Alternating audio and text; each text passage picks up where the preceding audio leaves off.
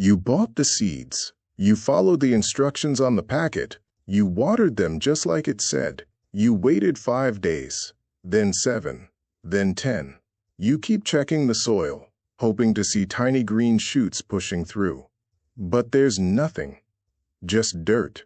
And now you're wondering if you're just bad at this.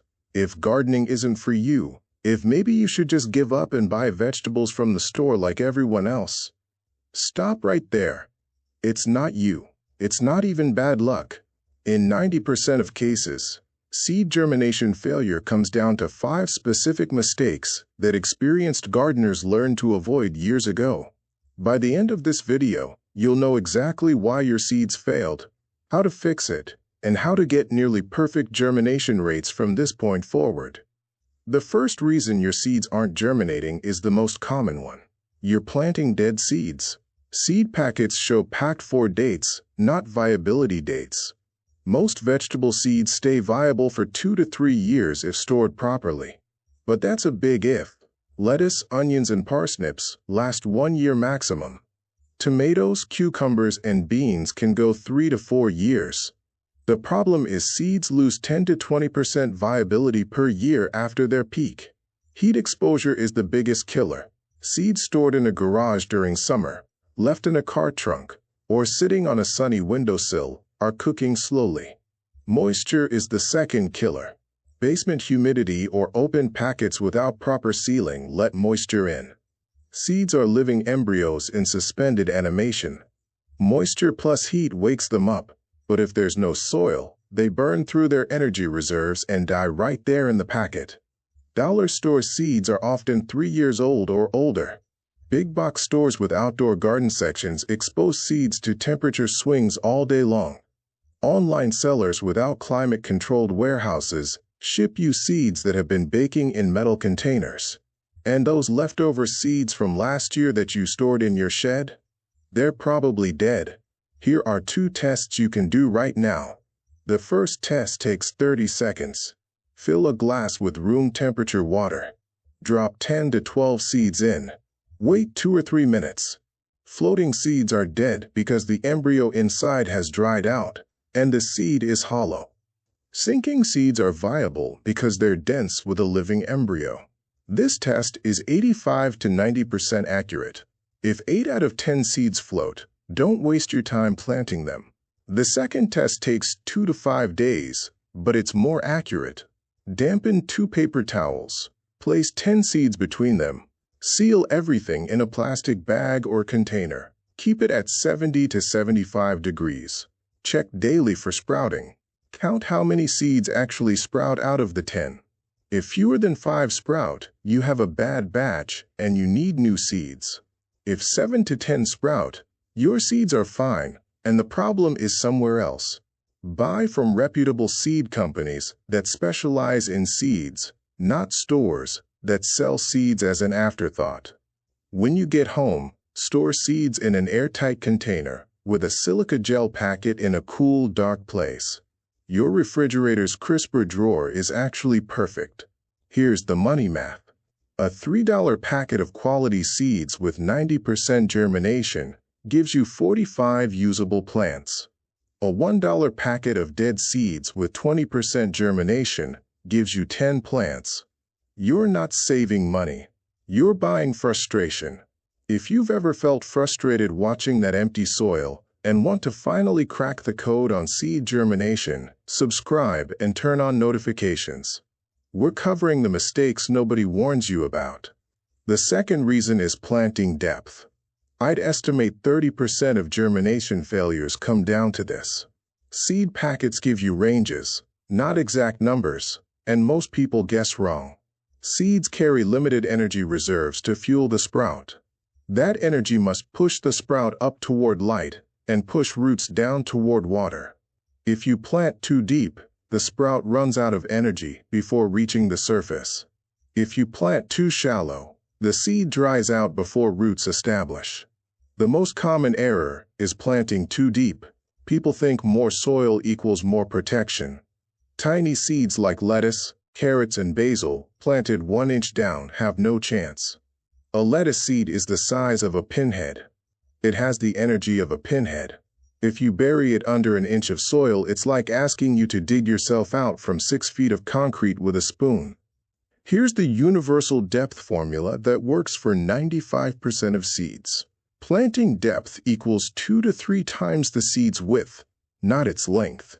Tiny seeds like lettuce, carrots, petunias, and snapdragons go on the surface to 1/8 inch deep. Small seeds like tomatoes, peppers, and herbs go 1/4 inch deep. Medium seeds like cucumbers, squash, and melons go 1/2 to 1 inch deep. Large seeds like beans, peas, and corn go 1 to 2 inches deep. Giant seeds like sunflowers go 2 inches deep. Don't eyeball it. Use your knuckle joints as a ruler. Your first knuckle joint from fingertip to first crease is roughly 1/2 inch for most people. That's perfect for cucumber and squash seeds. The tip of your pinky finger to the first line is about 1/4 inch, perfect for tomatoes and peppers. Some seeds break the rules. Lettuce, petunias, snapdragons, and impatiens need light exposure to trigger germination. Don't bury these at all. Press them gently into the soil surface and keep them moist with a spray bottle. Tomatoes, peppers, and pansies are darkness-dependent germinators. Light actually stops them from sprouting, so they must be covered with soil. The third reason is temperature. You can have perfect seeds, perfect depth, perfect soil, and perfect watering, and still get zero germination. Temperature is the master switch that tells seeds whether it's safe to wake up. Seeds evolved over millions of years to sprout at the right season. If it's too cold, the seed stays dormant. If it's too hot, the seed goes dormant. Each species has a specific temperature window. Cool season crops like lettuce, spinach, peas, broccoli, cabbage, and kale need soil temperatures between 60 and 70 degrees for optimal germination. They can germinate as low as 40 degrees, but above 75 degrees they refuse. Plant these in summer heat when soil hits 85 degrees, and they'll sit there for weeks without sprouting. Warm season crops like tomatoes, peppers, cucumbers, squash, melons, and beans need soil temperatures between 70 and 85 degrees. They can germinate as low as 60 degrees, but it takes much longer. Plant these in 50-degree spring soil, and you're asking tropical plants to germinate in winter conditions. They'll rot before they sprout. Here's where beginners go wrong. They plant by calendar, not temperature. Planting tomatoes in April doesn't account for Zone 5 versus Zone 9. April in Minnesota means 45-degree soil. April in Texas means 70-degree soil. The calendar doesn't matter. The thermometer does. The second mistake is checking air temperature instead of soil temperature. Air temp can be 75 degrees while soil is still 55 degrees. Soil takes 2 to 3 weeks longer to warm up than air. Your seeds don't live in the air. They live in the soil. That's the only temperature that matters. Get a soil thermometer for $8. Stick it 2 to 3 inches deep where you're planting. Check at 8 in the morning, which is the coldest soil temp of day. Don't plant until soil temp is in the optimal range for 3 consecutive days. For indoor starting, use seedling heat mats that maintain consistent 75 to 80 degrees. They cost $15 to $30 and last for years. If you just realized you've been planting wrong for years, you're not alone. Subscribe so you catch our video next week on the temperature guide for 50 common vegetables. The fourth reason is watering. This is the hardest part of germination because you need to hit a moving target. Too dry and seeds can't activate. Too wet and they rot. Dormant seeds contain 5 to 10% moisture. Water absorption triggers enzyme activation. Enzymes break down stored starches into sugars for energy. The critical point is seeds need continuous moisture for 3 to 10 days. Even 12 hours of drying can kill a germinating seed. The first mistake is the drought cycle. Day 1, you water seeds and soil is moist. Day 3, soil looks dry on top but you don't water because you're afraid of overwatering. Day 5, The seed has absorbed water and started germination. Day 6, soil dries out completely. Day 7, the germinating seed dies from dehydration. You don't see it because it's underground, but that seed sprouted a tiny root, used all its energy, and then had nothing to drink. The second mistake is the swamp. You overcompensate for dryness fear by watering daily or keeping soil soaking wet. Seeds absorb too much water, swell, and burst. Or fungal rot sets in. This is called damping off disease. Seeds need moisture, not swimming pools.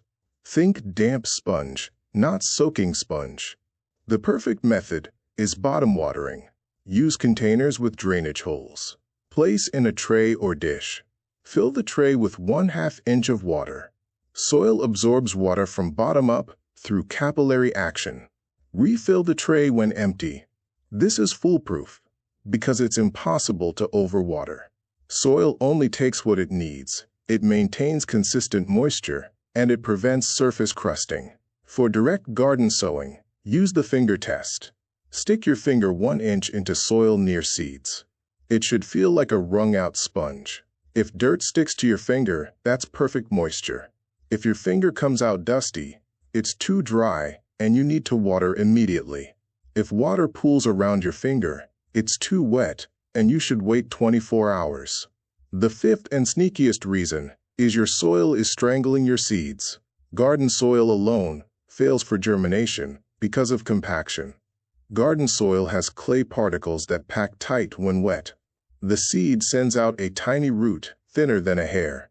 Compacted soil creates a physical barrier. The root can't push through, and the sprout gives up. Imagine trying to grow through concrete. That's what dense garden soil feels like to a germinating seed. Seed rot. Weed seeds compete for resources. Heavy clay soils hold too much water and cause seed rot. Sandy soils drain too fast and seeds dry out. Good seed starting mix is light and fluffy, so tiny roots can push through easily. It's sterile, with no pathogens or weed seeds. It retains moisture, but drains well. It's low in nutrients because seeds have their own food and too much burns them.